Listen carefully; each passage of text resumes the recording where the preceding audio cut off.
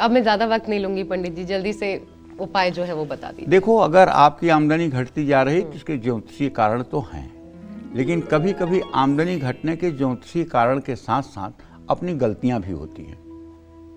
अगर आपके जरूरी काम नहीं बन रहे हैं और ग्रहों की स्थिति आपसे विपरीत है और खर्चे बढ़ रहे हैं, रोग में, बीमारी में, दवाई में, मुकदमे पर पैसा खर्च हो रहा है और ब्याज में पैसा देते देते परेशानी बढ़ गई है, तो अपनी आमदनी बढ़ाने और फिजूल खर्च को रोकने के लिए शुक्ल पक्ष के शुक्रवार को अपनी इच्छानुसार कुछ चावल लेकर के शिव मंदिर जाइए, साबुत चावल, और अपने दोनों हाथों से भगवान शिव की पहले पूजा करिए। उसके बाद जितने चावल आएँ दोनों हाथों में, उतना आप चावल शिवलिंग पर अर्पित करें और बाकी बचे हुए चावल किसी ज़रूरतमंद व्यक्ति में बांट दें। ऐसा करने से आपकी आमदनी के नए रास्ते खुल जाएंगे। लेकिन सुनो आशा, ये उपाय ऐसा है जैसे ऊंट के मुंह में जीरा। अच्छा, समझ रही हो? हाँ। ये उपाय ऐसा है जैसे ऊंट के मुंह में जीरा, जैसे प्यासे के मुंह में एक ड्रॉप पानी टपका दिया जाए, ये उतना ही कारगर उपाय है। फिर क्या करें पंडित जी? तगड़ा वाला उपाय बताओ। हाँ प्लीज। हाँ। जैसे आपके परिवार का कोई बीमार है, अब आपके पास दवाई का पैसा नहीं है, आप परेशान हो, चारों तरफ निराशा निराशा है, जाओ किसी शिव मंदिर के सामने और शिव मंदिर से 15 कदम की दूरी पर रह जाओ, तभी दोनों हाथ उठाओ और कहो महादेव महादेव महादेव, 3 बार बोलो। वो समझ जाएंगे किस लिए तुम चिल्ला रहे हो। या तो आपका पेशेंट ठीक हो जाएगा बिना दवाई के, या तो द्रव्य की व्यवस्था हो जाएगी आपको दवाई करने की। लेकिन लोगों की स्थिति आज क्या है? लोगों की स्थिति यह है कि मुंह से भगवान का नाम लेने में शर्म आती है। और यहाँ तक कि बड़े बड़े भागवत कथा के कथाकार जब बैठे होते हैं, वहाँ कोई वीआईपी आके बैठता है कुर्सी मेज पर, और जब कहीं ताली बजाने की भगवान के नाम पर बात आती है तो एक अंगुली को अपने हथेली पर पीटता है, एक उंगली को, कि अगर 2 उंगली से बजा दिया तो लोग कहेंगे अरे अरे इतने बड़े मंत्री हैं, इतने बड़े धन्ना सेठ हैं तो ताली बजा रहे हैं सामान्य व्यक्ति की तरह। इतना लोगों के अंदर भगवान के नाम पर शर्म है। मैं गारंटी के साथ कहता हूँ, जैसे आपके घर में आग लगती है, आपके घर में चोर आ गया, आपके घर में मतलब कि कोई दुर्घटना हो गई, तो आप घर के बाहर निकल के चिल्लाते हो कि नहीं, बचाओ बचाओ बचाओ बचाओ, चिल्लाते हो कि नहीं चिल्लाते हो? क्यों चिल्लाते हो? क्या सब बहरे हो गए हैं? क्या सब गूंगे हो गए हैं? चिल्लाते हो इसलिए ना जल्दी से जल्दी ज्यादा लोगों तक मेरी आवाज पहुंचे और मेरी समस्या का समाधान हो। उसी तरह से जब महादेव को आप चिल्ला दोगे तो महादेव तुरंत आपके मतलब कि कष्टों का निवारण कर देंगे 1 सेकंड के अंदर। त्राहिमाम, पाहिमाम, रक्षमाम, जब तीनों तरह से आप उनकी शरणागति ले लोगे, ये बहुत बड़ी शरणागति है। आर्तभाव से ही तो द्रौपदी ने पुकारा था कृष्ण को, आने में क्या 1 मिनट लगा था? गजराज ने पुकारा था तो क्या नारायण को, भगवान कृष्ण को आने में, ग्राह को मारने में सेकंड भर लगा था? एक पंडित जी, अभी हाल फिलहाल बहुत कुछ चलता है और जेन जी की बातें होती हैं, उसमें वैसे भी क्योंकि ये जो पीढ़ी है उसका झुकाव धर्म आस्था की तरफ कम है, ज्यादा है, ज्यादा है, ज्यादा है, आप ये ज्यादा मानते है। हैं? अरे बहुत ज्यादा है, इस समय बहुत ज्यादा है। पूछो कैसे? इस समय केवल एक परम पूजनीय प्रातः स्मरणीय प्रेमानंद जी महाराज हैं, उनके केवल सत्संग के माध्यम से पूरे भारत में रोज कम से कम 10 करोड़ राधा नाम जप हो रहा होगा। हाँ, ये रात को 12 बजे भी आप देखें तो उनके दर्शन के लिए 1-2 लाख लोग खड़े होते हैं। और आज आप अगर ध्यान दें तो सबके हाथ में एक काउंटर आपको दिखाई देगा। अगर आप पूछे क्या कर रहे हो तो कहेंगे कि राधा राधा कर रहा हूं, सीताराम सीताराम कर रहा हूं। कलयुग तो इस समय विदा हो गया है। इस समय चारों तरफ भागवत, रामायण, मानस कथाएं हो रही मैं हैं। उस दिशा में आपको मोड़ना चाहती हूँ जिसमें एक इसे कैंपेन कह लीजिए, इसे एक ट्रेंड कह लीजिए, पूजा पाठ से कुछ नहीं होता। ऐसे वो जो कैसे आप हो? दिया जलाते हैं, आपको तो मन में जोत जलाने की जरूरत है, ईश्वर को दिया दिखाने की जरूरत है, वो तो सूरज को दिया दिखाने समान है। वो जो आप भोग लगाते हो, क्या उसको भोग की जरूरत है, ये पूछा जाता है। ये बहुत, इससे अच्छा किसी गरीब को आप, ये बहुत कोई नास्तिक होगा, ये उसका मत होगा। जिसका नाश जिसके सर पे नाच रहा होगा उसका प्रश्न होगा।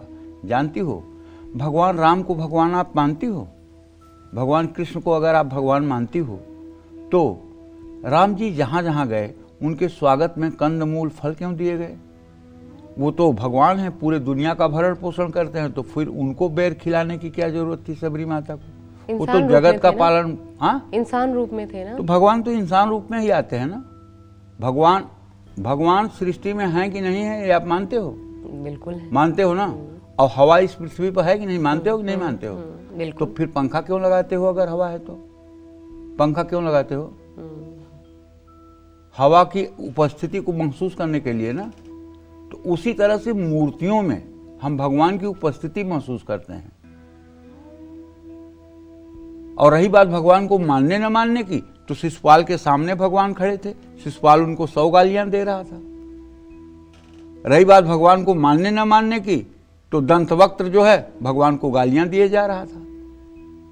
रही बात दुर्योधन की, तो उसने कहा अरे ग्वाले को बांध लो। मैं एक सीधी कठोर लाइन अगर प्रश्न के तौर पर रखूं, ये कहा जाता है चाइना में कोई धर्म नहीं है, देखो चाइना कहां पहुंच गया। भारत में धर्म के नाम पर पाखंड है, इसलिए भारत पिछड़ा हुआ है। आप इसका क्या जवाब देंगे? इसका जवाब यह है कि भारत जितना अगड़ा हुआ है उतना न तो चाइना अगड़ा हुआ है, न तो अमेरिका अगड़ा हुआ है, न तो जर्मनी अगड़ा हुआ है, न तो फ्रांस अगड़ा हुआ है। चाइना में एक भी विदेशी व्यक्ति जा करके और नाचता हुआ आपको नहीं मिलेगा।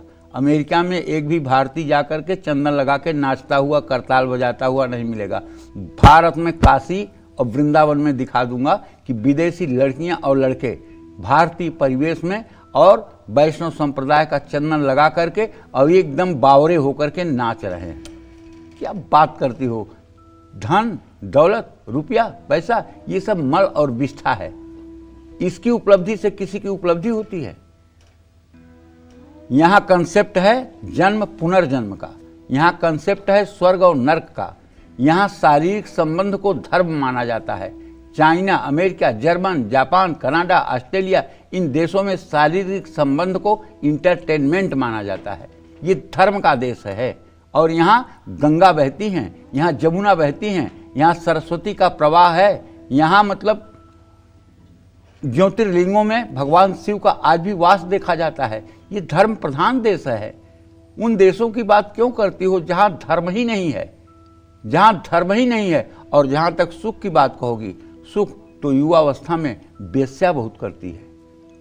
उसके सुख का कोई इम्तिहान नहीं होता, उसकी सारी इच्छाएं पूरी होती हैं, सज धज के पूरी जिंदगी रहती है। लेकिन वृद्धावस्था में उसकी जो दुर्गति होती है, वृद्धावस्था में उसकी जो दुर्गति होती है, उस दुर्गति के लिए दुर्गति शब्द भी छोटा पड़ जाता है।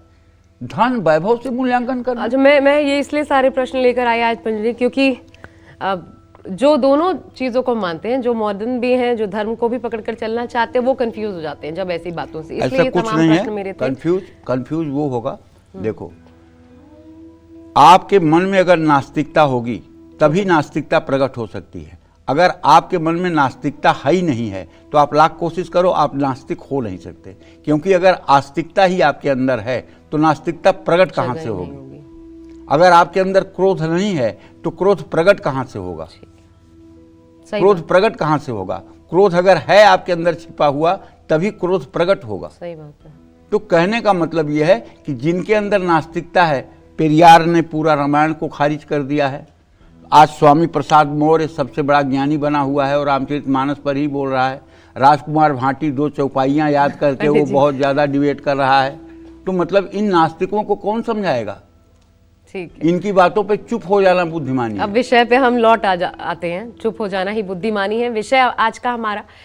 बढ़ाते हैं आगे। अगर आप कारोबारी हैं, नौकरी पेशा है, नौकरी में प्रमोशन पाने और बिजनेस में मुनाफा कमाने के लिए कौन सा उपाय हमारे दर्शकों को आज पंडित जी आप बताने वाले हैं? नौकरी पेशा और कारोबारी, इन दोनों के लिए। देखिए, ऐसा है, आपको प्रमोशन नहीं मिल रहा है या आपका बिजनेस ठप होने की कगार पर आ गया है, तो अपने कार्य क्षेत्र में अपने वर्क टेबल पर एक मोती शंख रख लीजिए।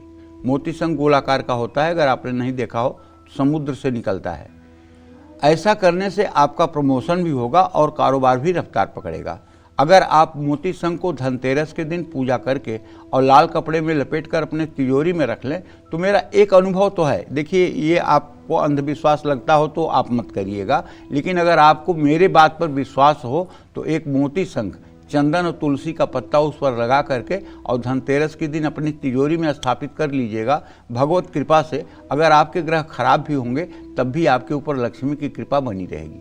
आपकी दुकान पर अचानक से ग्राहकों का अगर आना बंद हो गया है तो अपनी दुकान की बिक्री बढ़ाने के लिए बुधवार को सुबह स्नान करने के बाद घर में माँ लक्ष्मी की मूर्ति या तस्वीर स्थापित करके पूजा करें। पूजा करने के बाद माँ लक्ष्मी के चरणों पर इत्र लगाएं और किसी ब्राह्मण या कुंवारी कन्या को भोजन कराकर उसे कपड़ों के साथ कुछ दक्षिणा भी दें। उसके बाद लक्ष्मी जी की मूर्ति को अपने कार्यक्षेत्र के पूजा स्थान में स्थापित करें। ऐसा करने से कारोबार में चमत्कार बदलाव देखने को मिलेगा। लेकिन ये भी उपाय ऊँट के मुंह में जीरा ही है।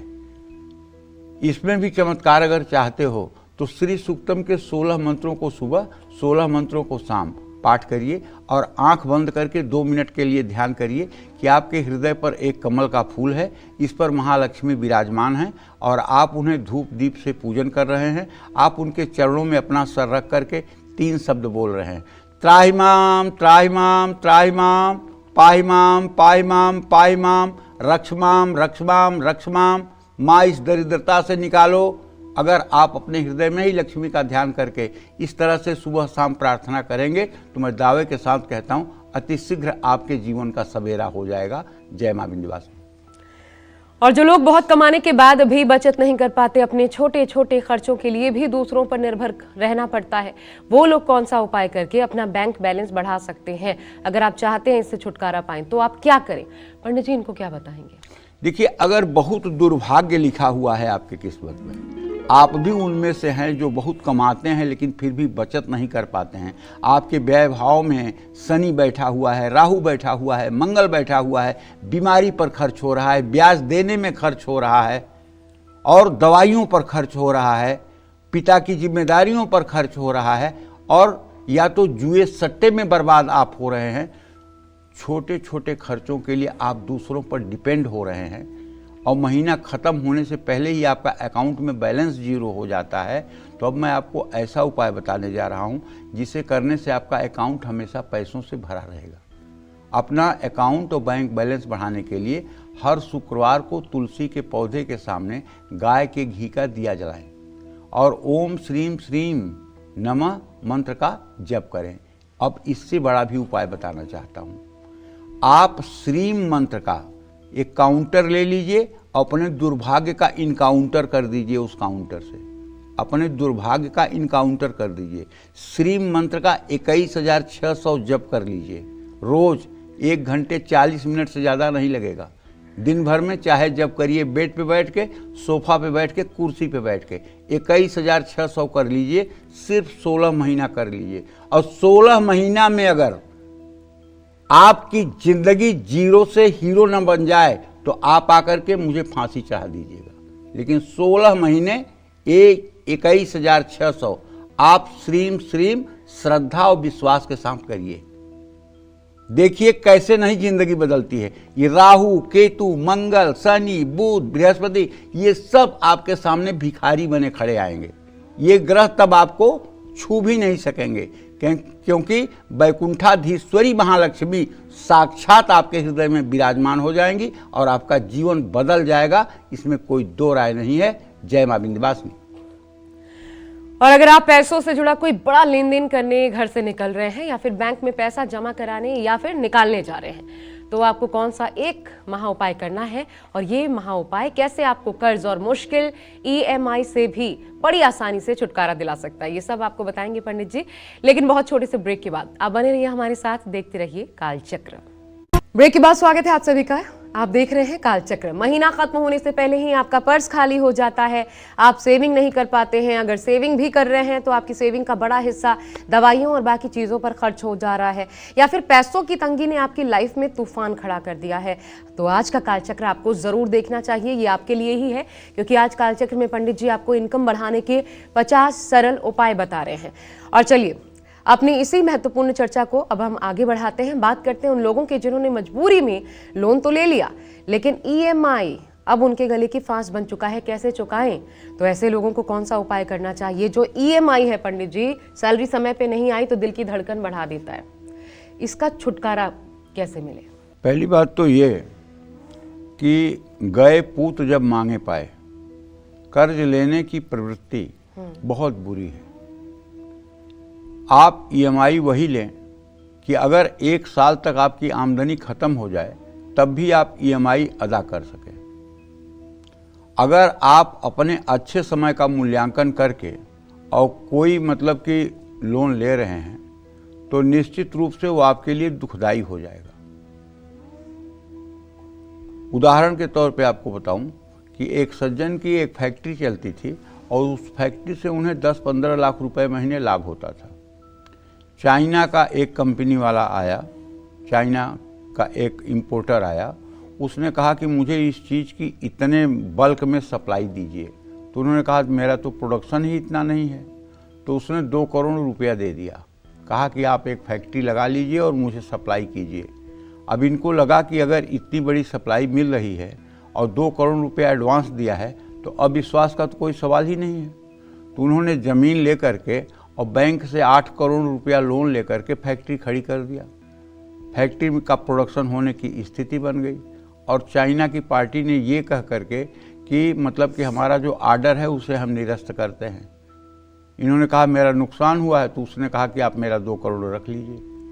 अब 2 करोड़ रख लेंगे, लेकिन 8 करोड़ का 8 लाख रुपया महीना ब्याज हर महीने देना है, आय स्रोत नहीं है, और उसका इंडिया में माल बनाएंगे तो बिकेगा नहीं। अब क्या करें? तो जब आप राजा हैं और महाराजा बनने के चक्कर में किसी के अंधविश्वास पर आप आगे बढ़ेंगे तो दुख और दुर्गति तो होगी। इसलिए अगर अपने जेब में 10 रुपए हैं तो 8 रुपए खर्च करके 2 रुपए की सेविंग करके आगे बढ़िए। या आप इंश्योर्ड हों, सिक्योर हों कि इसमें नुकसान नहीं होगा। अगर आपने भी लोन ले रखा है और ख़राब आर्थिक स्थिति के कारण आप ईएमआई चुकाने में परेशानी आ रही है या पहले का लिया हुआ कर्ज अब आपको परेशान कर रहा है, तो अब मैं आपको वो उपाय बताने जा रहा हूँ जिसे करने से आपकी आमदनी के नए रास्ते खुल सकते हैं। ईएमआई से जल्दी छुटकारा भी मिल सकता है। घर में जहाँ आप पैसे रखते हैं अगर वहाँ चांदी के सिक्कों के साथ कौड़ियाँ रखिए तो समझ लीजिए आपका कर्ज जल्दी उतरेगा। आपको पता ही नहीं चलेगा कब कर्ज उतर गया। लेकिन कौड़ियों को केसर या हल्दी से रंग कर फिर उसे पीले कपड़े में बांधकर तिजोरी में रखे रहिए और समझ लीजिए कि आपकी सारी आर्थिक परेशानी खत्म हो जाएगी। केवल समझने से काम नहीं चलेगा, पुरुषार्थ भी करते रहिए। नहीं तो कौड़ी और चांदी का सिक्का पूरे भारत के सभी घरों में रख दिया जाए तो जो मुफ्त में गेहूं चावल बांटा जा रहा है उसकी ज़रूरत ही खत्म हो जाएगी। इसलिए पुरुषार्थ और पराक्रम भी करना पड़ेगा। दवा और दुआ एक साथ करिए। लक्ष्मण को शक्ति लगी तो राम जी ने मंत्र से नहीं लक्ष्मण को जिलाया, बल्कि हनुमान जी से कहा जाओ सजीवन बूटी ले आओ, और हनुमान जी सजीवन बूटी लाके लक्ष्मण को दिलवाए सुसेन वैद्य से, तब लक्ष्मण उठे। तो उसी तरह से आप भी मत सोचिए कि केवल फू करने से दुनिया बदल जाएगी। फू करने से दुनिया नहीं बदलेगी। बुद्धिमत्ता के साथ, सात्विक दिमाग के साथ, अच्छे मार्गदर्शन में जब आप परिश्रम करेंगे और श्रद्धा और विश्वास रख करके, भगवान के ऊपर विश्वास करके, आप अहंकार का त्याग करके काम करेंगे तो सफलता आपके कदम चूमेगी। ये तो केवल अंधविश्वास है कि एक मैंने गले में टांग लिया कुछ तो मेरी किस्मत बदल जाएगी। ना बदलने वाली है, सच्ची बात बता रहा हूं। आपको ये सोचना पड़ेगा कि ये जिंदगी का एक एक मिनट जो व्यतीत हो रहा है, मैं मौत के नज़दीक जा रहा हूं। एक एक मिनट मुझे मौत के नज़दीक कर रहा है और ये शरीर एक दिन जलाया जाएगा, इसमें कोई दो राय नहीं। इसलिए इसका एक एक मिनट सही सदुपयोग कर लें। अगर विद्यार्थी हैं तो एक एक मिनट का सदुपयोग करके पढ़ाई कर लें। अगर कारोबारी हैं तो एक एक मिनट का सदुपयोग करके व्यापार कर लें। अगर पूजा पाठ या गृहस्थ आश्रम में हैं तो एक एक मिनट का सदुपयोग करके भगवान का स्मरण कर लें। जो भी काम हो उसे आप करें अपने ढंग से, एक एक मिनट का सदुपयोग करें, तभी जा कर के कुछ हो सकता है। अगर आप समझें कि नहीं आलस्य करके राम के भरोसे रहेंगे, कादर कर्म मन कहू एक आधारा, दैव दैव आलसी पुकारा, तो कुछ होने वाला नहीं है। जय मां विंध्यवासिनी।